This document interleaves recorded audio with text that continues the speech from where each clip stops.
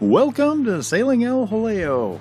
I am a mid-40-year-old who in my early 40s became disillusioned with modern society and all of its promises and pitfalls. Feeling that life was getting a little too boring, I decided to do the logical thing, which is to buy a 40-year-old sailboat and spend the next 3 or 4 years converting it into a long-range off-grid sailing vessel. Or it might have just been a midlife crisis, who knows. From there, I enlisted the help of my trusty crew, and we've been spending the last 3 years going up and down the east coast of the United States, learning how to sail, learning how to read charts, how to navigate, how to read tides, and basically just how to survive on a sailboat. From here, we plan on spending one more summer up north, doing one last round of upgrades before finally escaping the United States in late 2024 or early 2025. These are our adventures. Feel free to come along if you'd like. And this week we're going to be going off in a little bit different direction. I'm going to be talking about my experiences going up and down the Intracoastal Waterway and what I've learned about the hydrodynamics of the Intracoastal Waterway, how I've optimized my travel speeds, how I've minimized my fuel consumption, and how I've been able to utilize everything that I've learned to just make life easier. So this video won't be for everyone, but let's go ahead and get right into it. Grab a drink, climb aboard, and let's get going.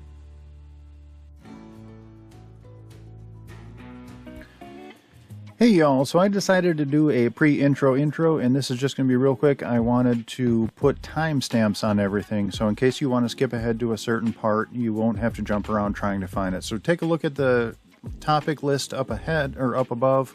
These are different things we're going to be talking about, and if you want to jump to a certain section, you can just look at those timestamps and go ahead and jump there. Hey y'all, I just wanted to start off this video by saying this is going to be a very different video from what we normally do. This is not going to be about travel at all, or maintenance or upgrades. This is just going to be about the hydrodynamics of the Intracoastal Waterway. So right now I'm currently on my 6th trip in the Intracoastal Waterway. I've done 3 trips northbound and 3 trips southbound, and I've learned a lot about the hydrodynamics. So if you're an absolute dork and that appeals to you, I mean, by all means, watch. Or if you're going to travel through the Intracoastal Waterway, this might help you save a lot of headache, because on my first trips, I had a lot of challenges, and I've learned, and these, I just want to make it very clear, these are all my observations. So these are things that I've observed, and the observations are spot on, and I make guesses as to the reason why. So I like to learn things myself. I try and put 2 and 2 together, and I try and put together geography, water depths, wind speeds, lunar cycles, tidal cycles. I try and put it all together, and geography plays a big part of a lot of this too. So I try and put it all together and formulate a theory in my mind as to why the things that I observe are happening. So my observations will be correct, and that's the main part of this. And then when I take a guess as to why I think that's happening, that may not be correct. So if you want some tricks and tips to save you time in the Intracoastal Waterway and to avoid frustrations, this will definitely help you out, especially if it's your first or second time going down it.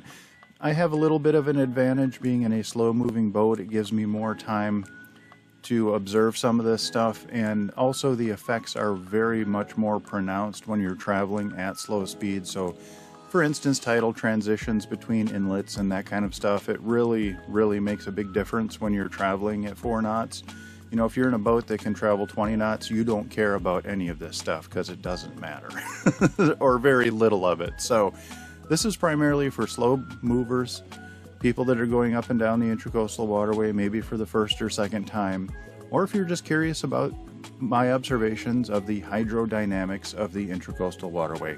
So I can be a little long-winded. I'm going to try and keep this stuff very brief and succinct so this doesn't end up being a 4-hour video. I really want to get the information to you in a concise way. So I'll try and not to gab. So let's go ahead and get right into it.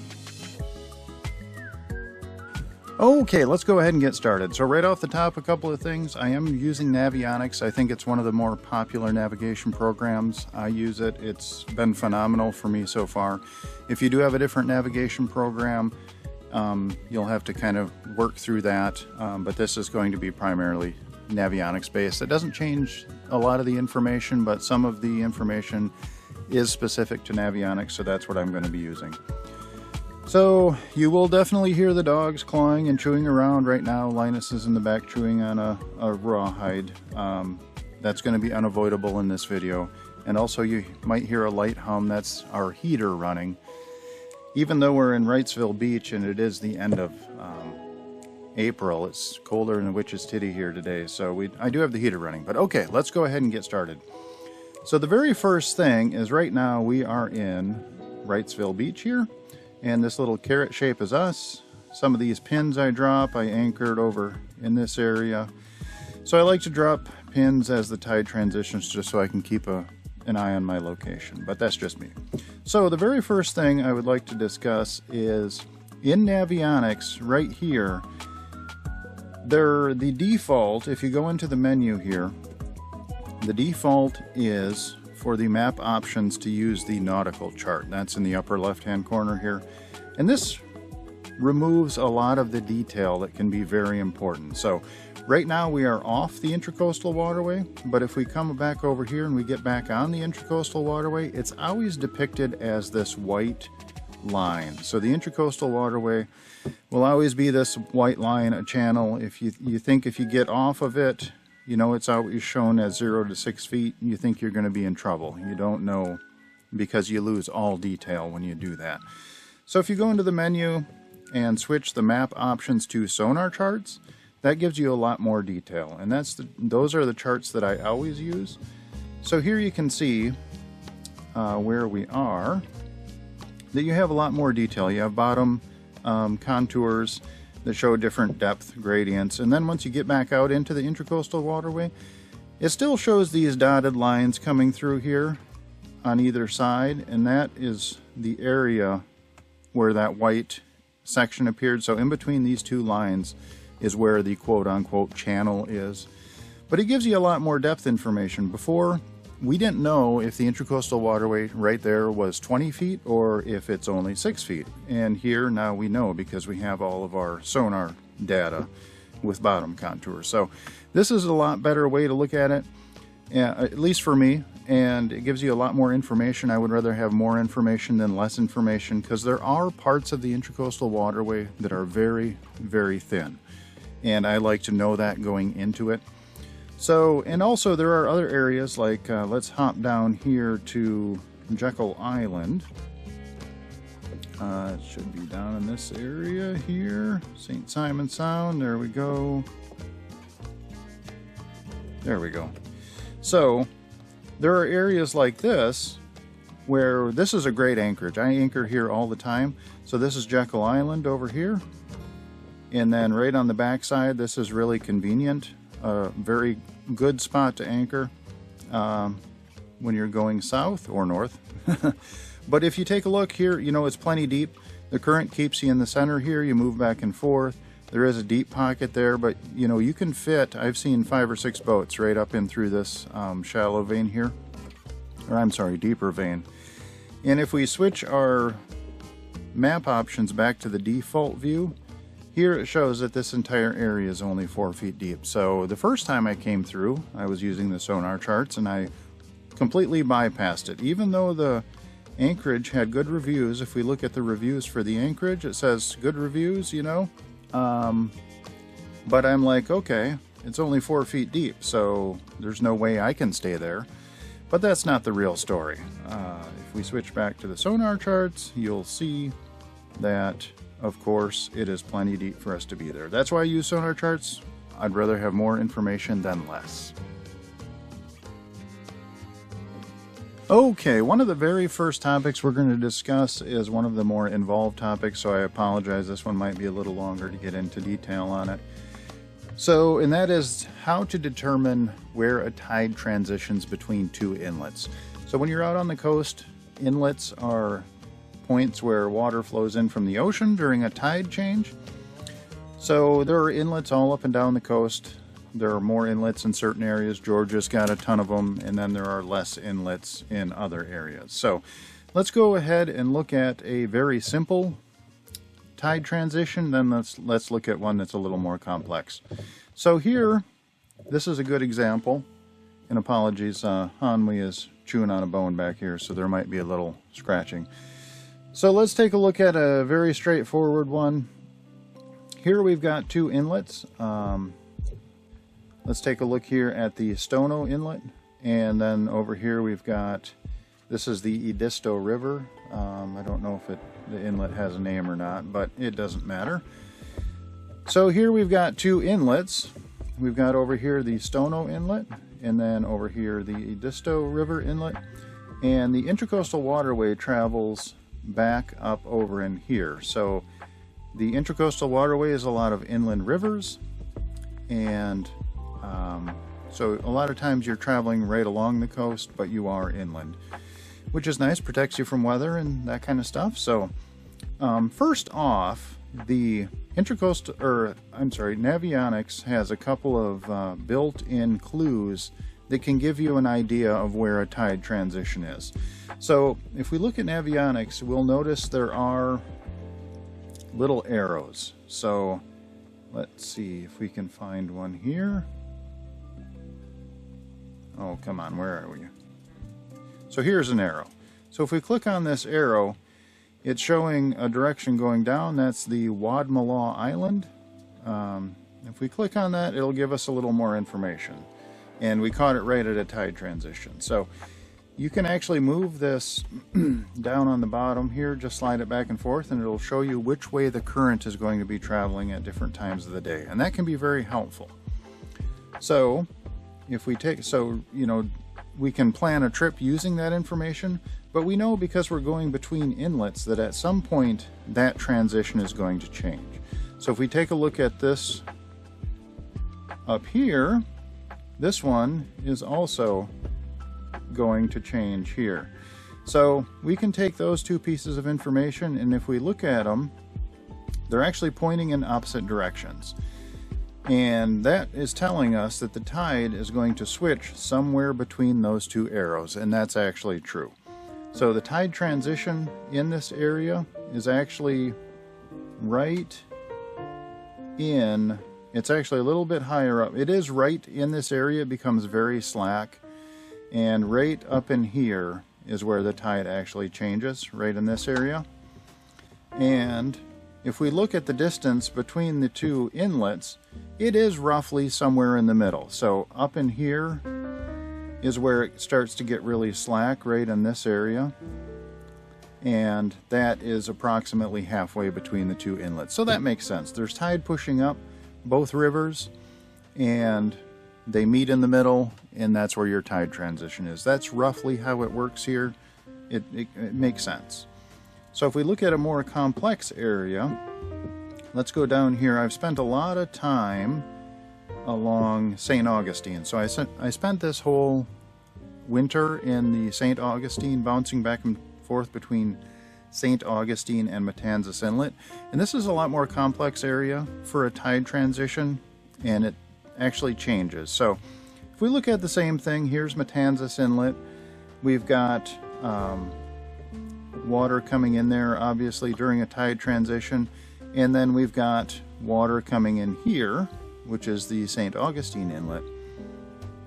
So if the same rule applied and we said there is a tide transition that happens about halfway between the inlets, that would be, right up in this area. But the tide transition is actually a lot further down this way.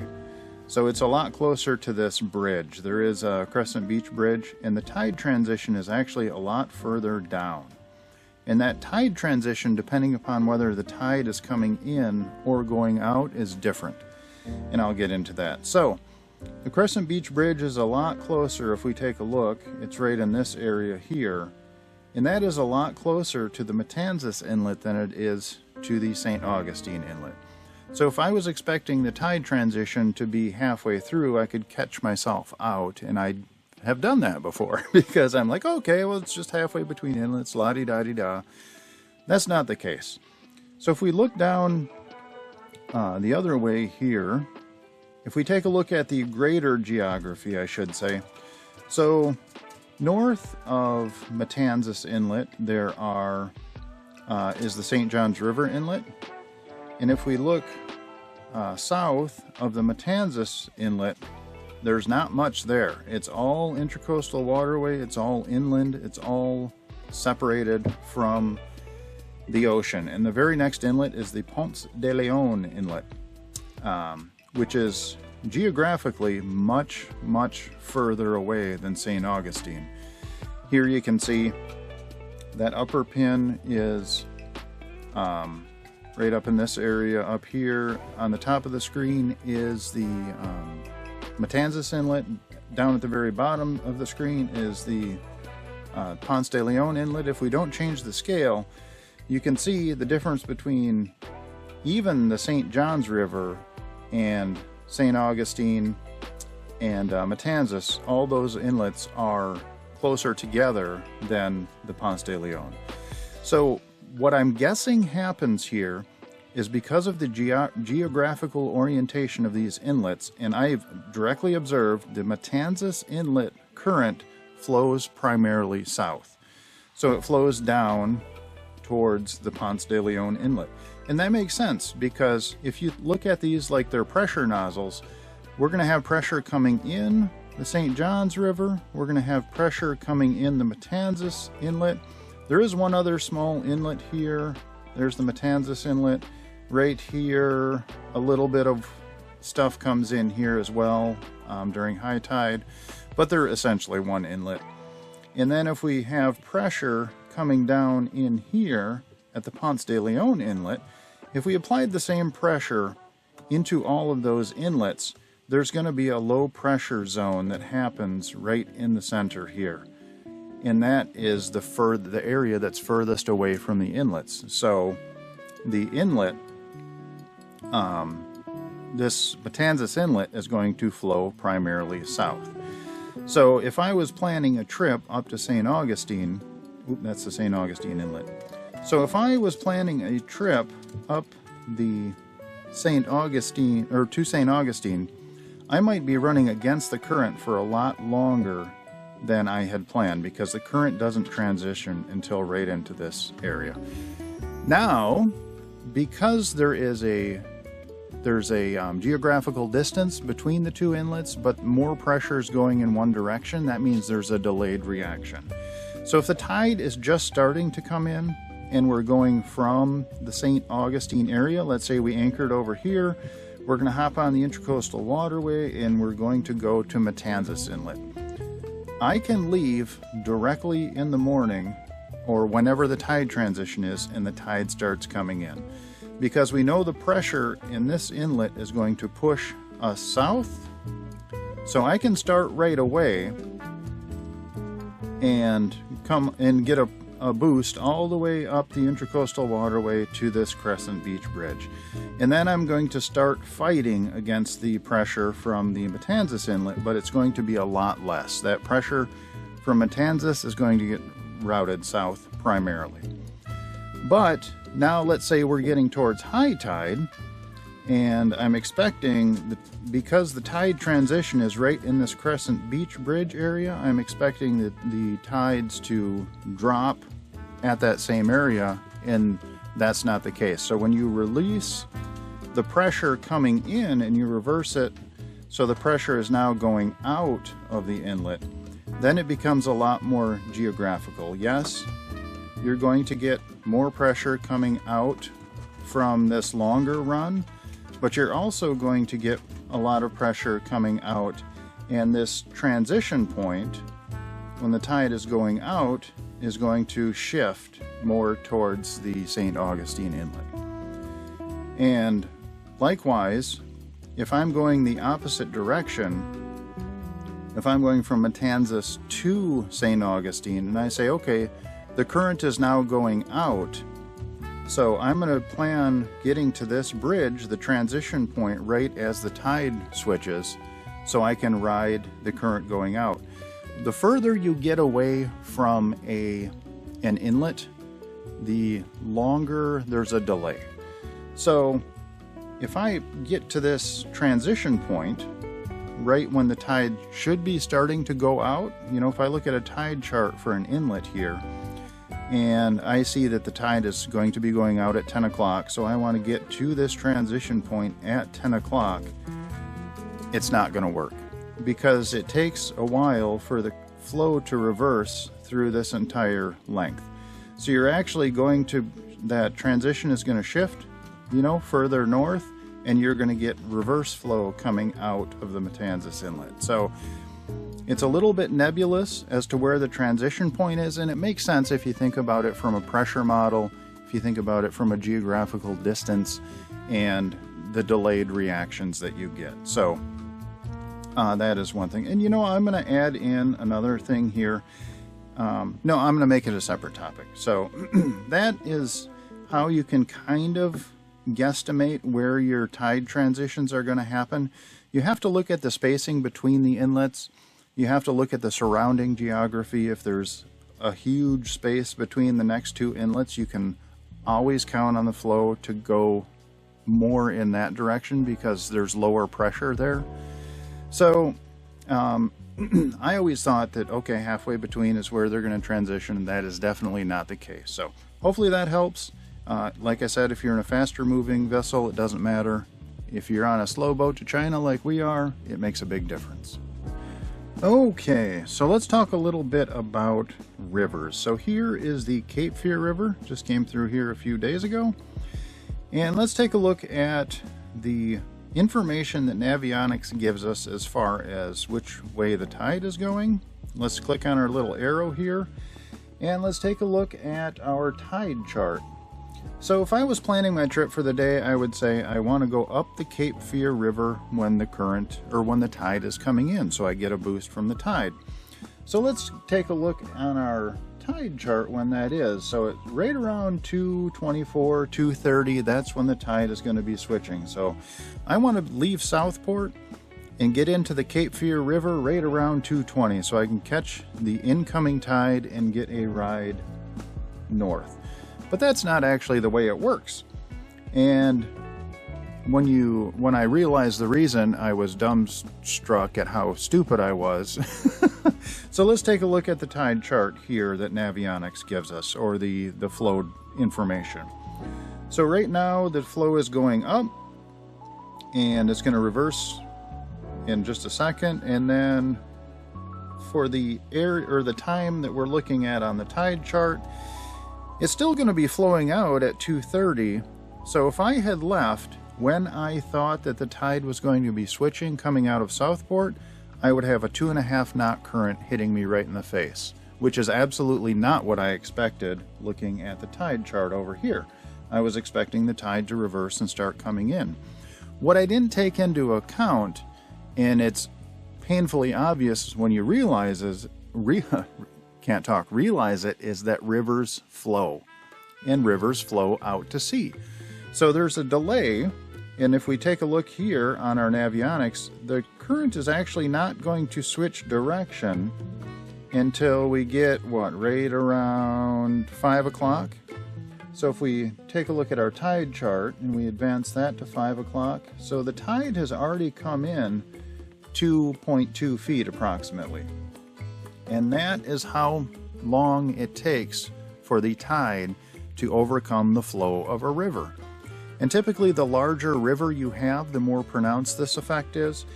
If, you know, we might expect, or at least when I clicked on this, I expected to see a sinusoid, you know, just the exact same flow going in both directions here. If we look at our tides, you know, it's sinusoidal. You know, some tides are higher than others, but if we take a look at this chart here, it is not sinusoidal. Why is it? You know, the current pushing up the river only gets up to about 1.5 knots at a max, but the current going down the river gets up to 2.8-ish knots, and that is because the river is flowing out to sea naturally, and there's a delayed reaction, almost half of the tide cycle, for it to overcome that flow going out to sea before it starts pushing back inland. So you have to be aware, and this is not the same for all rivers. If we're looking at the Stono River, or, you know, a smaller river, they're much more sinusoidal. The flows are very minimized. But when you're looking at a huge river like the Cape Fear River, if you're looking at something like Chesapeake Bay, the outflow, it takes a lot to overcome that outflow. So always be aware when you're going through a large river, you can't just look at the tide charts. You also have to look at additional information, and I have to give it to Navionics. This is a great feature. It isn't the knots that they give you aren't always correct, especially in high current areas like the North Edisto River or the Elliott Cut. They greatly underestimate the current that's going through there, but the direction is correct. So I wouldn't use this necessarily to say, oh, it's definitely going to be going 1.5 knots. That's not the case. It might be going 1, it might be going 2. There's going to be some wiggle room there, but the direction will be correct, and that's a really important piece of information. So there is a delayed reaction in rivers, and going up a river is always going to be harder than going down a river with the flow. As you can see, the flow is, the time of day when the flow is going out to sea is much greater than the time of day when it's going inland. So if you're planning a trip inland on a slow boat like we've got, you definitely want to catch those times when the flow is going in the proper direction and not just go off of the tide charts. Okay, let's go ahead and take a look at some different geographical features that might affect how you anchor. So let's take a look at 3 different areas. First is this, here is in Carolina Beach. This is the Carolina Beach Harbor. And if we take a look at that, we'll notice that there's only one way in and out of Carolina Beach Harbor. Let's take a look at another area. Let's go to a popular anchorage over here. Where did it go? Right here. No, that's not it. I lost myself. Oh, that's Swansboro. It's back here. Sorry about that. Okay, so let's take a look at another popular anchorage here. You'll definitely stay here if you're going down the Intracoastal Waterway, and this is Mile Hammock Bay. If we take a look at the geography of this, there's no current that flows through there. Water surges in and out as the tide changes. And let's take a look at somewhere up in Chesapeake Bay.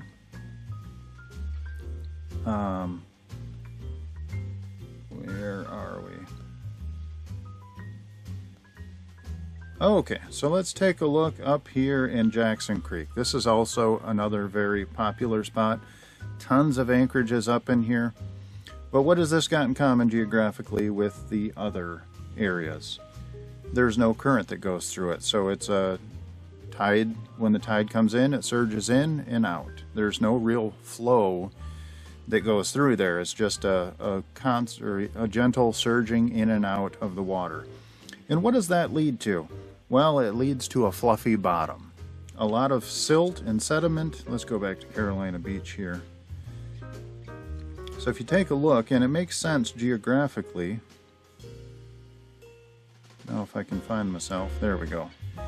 So it makes sense geographically that when you have surging water in and out, it's going to be a lot more gentle than if you have a current flowing through an area. So you're just going to, your boat will swing in here, but you are going to rise up and down. And it's not going to remove the silt and the sediment as it would as if it was a river flowing and you had a current. So in these areas, the bottom is very soft and pillowy, and it's a very nasty, dark sludge. And it can actually take a while.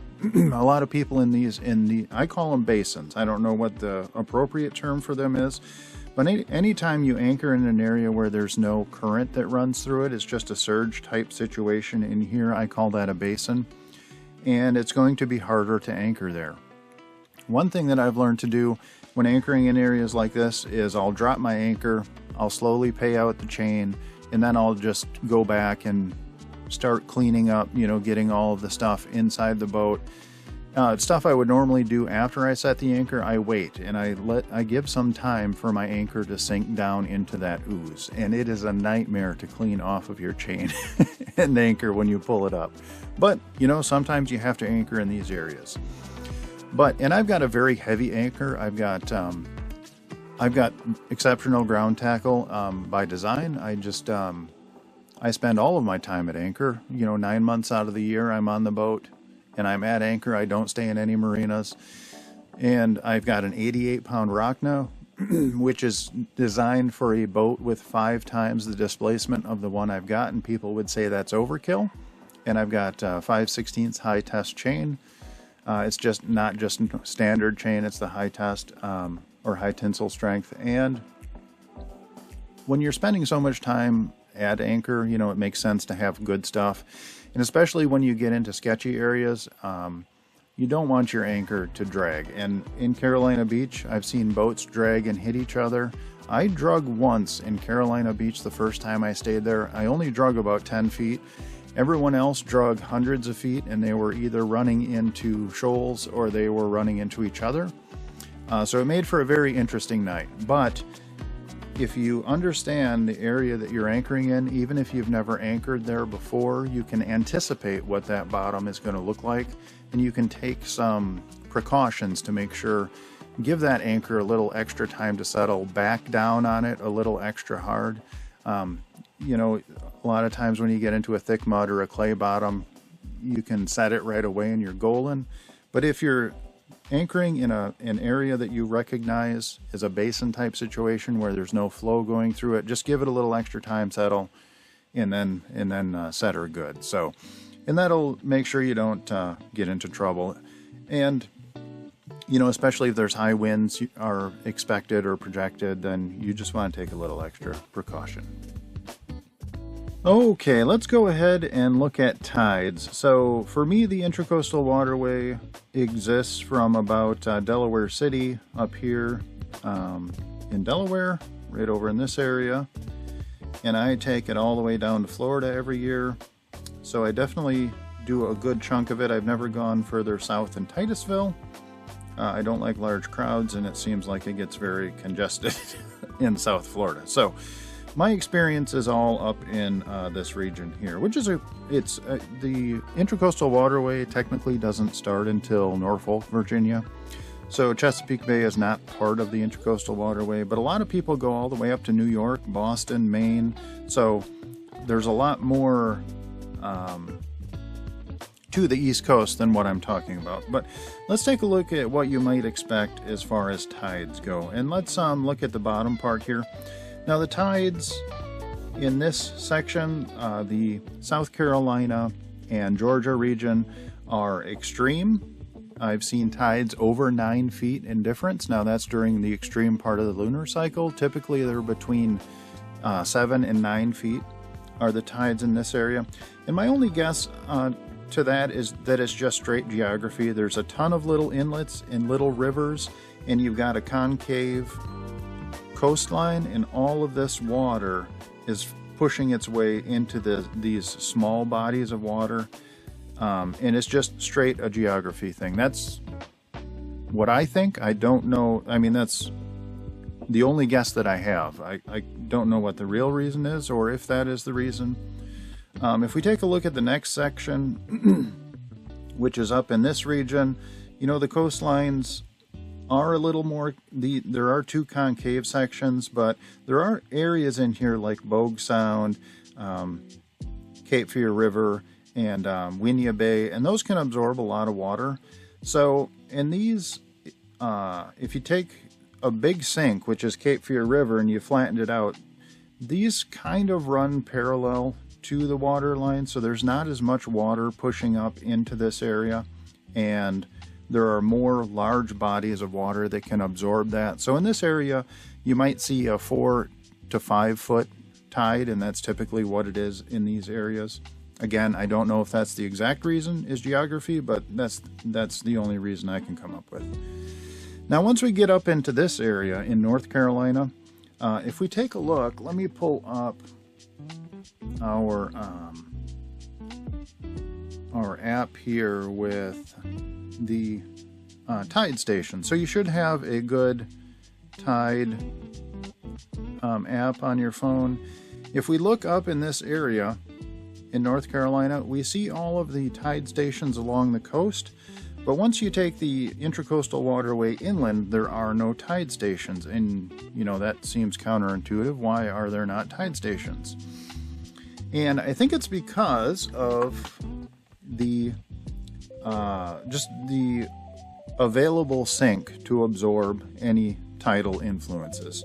So once you get in this area, and I have stayed in this area of the Intracoastal Waterway for 6 or 7 months, and I've gotten very good at judging the way that the water depths are going to work. So once you get into, let's say, an area around here where you're going to anchor, and it really kind of only applies during anchoring because a lot of areas are pretty thin. So if I'm looking at an area here and it's saying 6 to 7 feet, well, that's right on the edge of where I can anchor. So I want to know if the water level is going to change, and I do that by looking at the wind. So this is not a guess. I know for a fact that in this entire region, the wind drives water depth more than the tides ever will. So if we've got wind that's blowing down a river, let's say the wind is blowing down the Neuse River, in Adams Creek here, I might see an extra foot of depth than what it shows on the chart. And that can get you into trouble if you don't know which direction the wind was blowing the day before. So let's say for 2 days, the wind was blowing down the Neuse River, and I came up Adams Creek and I anchored somewhere over here. And I was seeing, even though it says, 5 feet, I'm seeing 7 feet, 6.5, 7 feet, so I should be safe to anchor there. Well, if the wind changes direction and starts blowing up the Neuse River out to sea, I'm going to lose that extra 16 inches of depth and I'm going to be on the bottom. So you kind of have to pay attention, especially when the water is really thin, which way not only is the wind blowing now, but which way was the wind blowing yesterday, and which way is it going to be blowing tomorrow if I'm going to be staying there. So you need to take the wind into account. Now, I spent a lot of time up in Pungo Creek, and so in these areas, the water typically, if you're in moderate winds, the water level's not going to change more than 12 to 16 inches. So let's say up to 20 miles an hour, if the wind is blowing, it's not going to change the depth drastically.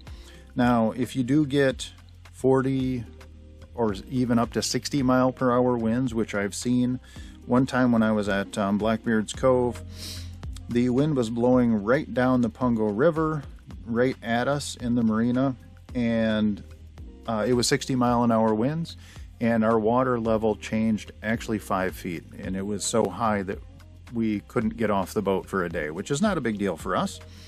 At that point in time, now we avoid marinas just because situations like that, it's not water that sinks a boat typically, it's land. And when you're tied to land and some bad weather comes in, I would much rather be at anchor than at a marina. So thankfully our marina days are over. But in this area, it's all wind driven. I wouldn't expect anything drastic unless you get really, really, really nasty weather. Then you might see 5 or 6 feet, but that is very much an outlier. Typically your depth change won't be much more than 12 to 16, maybe 18 inches in all of this region. And that's why there are no tide stations up there, because the tides don't have as much to do with it as the wind. Okay, let's go ahead and take a look at, since we've got our sonar charts on, let's take a look at bottom contours, because a lot of times that can tip you off into areas where there are really strong currents. So let's take a look at an area, especially once you get inland. White areas are typically depths over 20 feet. And in most inland areas, like the Stono River up here, when you get inland, it's all blue, it's all less than 20 feet. And that doesn't necessarily mean that there can't be a strong current there, but it's not going to be a detrimentally strong current. If you take a look at an area where it is super deep, especially from shore to shore, especially inland, like in the North Edisto River here, these are extremely strong currents, and you can see it's 28 to 29, 25, 30, 33. So these are really deep areas through here, especially when it's from shore to shore. you know there's going to be a strong current going through there. Something carved that depth out. And yeah, it's a current. So if we take a look here at the direction and the speed here, it shows that it's no more than, you know, 1.2 at a maximum. And here again, these things are not accurate. You cannot trust this number. I have gone through the North Edisto River when the current was flowing against me at its strongest, and I was going 0.6 knots. I can normally go around 3.7 to 4. That's my normal cruising speed, and I was going 0.6 knots for approximately 3 hours, which is way, way slower than walking speed, which is really frustrating. Now, I was expecting to see a 0.8 knots or a 0.6 knots, you know, like Navionics was telling me, but no, that's not correct. The currents in deep water areas, especially when they're standing out like this one, they're much stronger than what is shown on the chart. So, just be aware of that, especially if you're in a slow-moving boat. Let's take a look at a couple other areas. This one here is notorious. This is the Elliott Cut. And here, again, if we take a look at their handy-dandy chart, they show all the way up to 2 knots, you know, current flowing through here. And I can guarantee it is way stronger than that. Oh, there they show 2.3. So, okay, 2.4, 2.5. It's actually even stronger than that. So, the current running through here is at least 3 knots. Sometimes up to 4.5. I've gone 8.5 knots through this cut before, and at that current flow, I would not be able to make it through there going against the current. So, and here again, it's deep. So it's carved out to 20 plus feet through here, and all the way through I forget what this is. What is it? Wapo. Yeah, through Wapo Creek. So you know the current is going to be ripping through here just because of the depths. So let's take a look at another area. And this is actually the strongest current that I've ever encountered on the Intracoastal Waterway. That doesn't mean that it is the strongest, but this should be a red flag. When you're looking at a bridge and it gets super deep in the areas following or against a bridge here, yeah, there's going to be currents whipping through here. And I actually came up trying to go under this bridge when the current was flowing against me at full strength, and I could not. I just sat still, which was a unique experience. And as you can see, it's a very tight area. I had to very carefully back off on the throttle, and I was still going, you know, 1800 RPMs forward, but the current was, you know, pushing me back, and then I could slowly get back out into an area where I could turn around. So it was a little harrowing there. But always take a look at the bottom contour of the area you're going to be traveling through, and it can tip you off on areas where the current might be stronger than what Navionics is telling you that it might be. So areas like this. Oh, and here so here it's saying 2.1, you know, a peak of, okay, so it's saying 2.93, it's even saying 3 knots, 3.1, but the current through there is actually strong. Okay, here it's saying 4.6, 4.7, so that's actually not bad. It's a little more accurate there, but the current through there is actually stronger than that. So be aware, you know, these little tips that can help you just hone in on areas, you know, not to be afraid of, but as you're coming up to them, say, okay, there might be something going on here, so let's just be a little extra aware when we're going through this area. And one thing I just want to touch on is, you know, there are areas that are extremely unpredictable, and you want to use every tool that you have available to you to try and predict that. So here we've got the Ashapu-Kusa cutoff, and I think this has got a different name to it. That's the entire complex. I think this might be technically the Ash Island cut, but anyway, just north of Beaufort, South Carolina is the Ashapu-Kusa cutoff. And whenever man gets involved, things kind of go wonky, as it does with this complex. So the Fenwick cut here is man-made, I believe. The Ashapoo cut here is man-made, and then I believe this is the Ash Island cut, or this might be the Coosaw cut, but this is also man-made. And once you get into areas like this, things just go haywire. So here is the Coosaw River, and you can see the current is flowing out. So if the current is flowing out to sea, we would expect in this cut the current to be flowing out to sea, but it does not. It actually, you'll have water coming down. I don't even know what this is. What is this? I've never been in this one. Whatever river this side river this is, actually flows through the, let's call it, yeah, the Ash Island cut, and then flows out to sea this way. So that must be the low pressure option in this. There must be so much flow coming out of the Coosaw River here that there's less pressure going through this path. So you would expect the flow to be going in the opposite direction of what it actually is. And then once you get up into this Ashapoo-Coosaw cutoff, it's flowing the same way, or I'm sorry, it's flowing the opposite way. When I said it was flowing the same way, I meant out to sea. So it's actually flowing in this direction and going out to sea. And then through the Fenwick cut, you've got it flowing this way out to sea. So when man gets involved changing rivers, it can get really complex real quick. So the hydrodynamics of this area are just completely whacked. They're not what you might expect them to be. Oh, and there goes Neptune. Relax, buddy.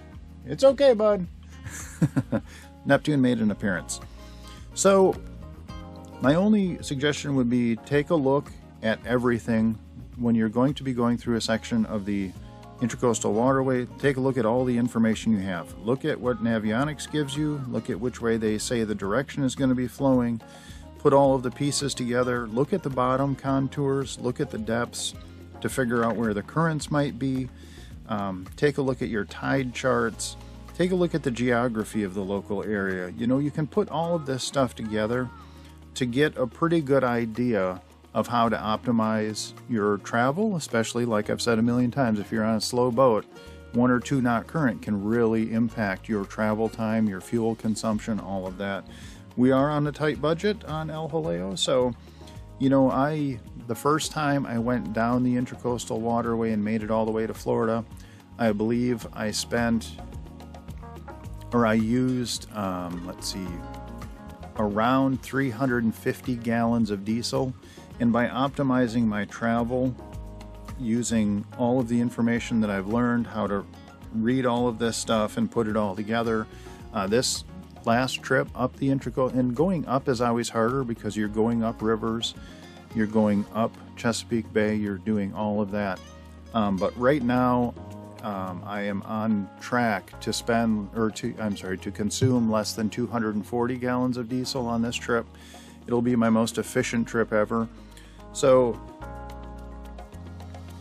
when you don't have time constraints, you can ride with the currents, you know, which is what we almost always do. Sometimes we have to go against it for a little while to reset.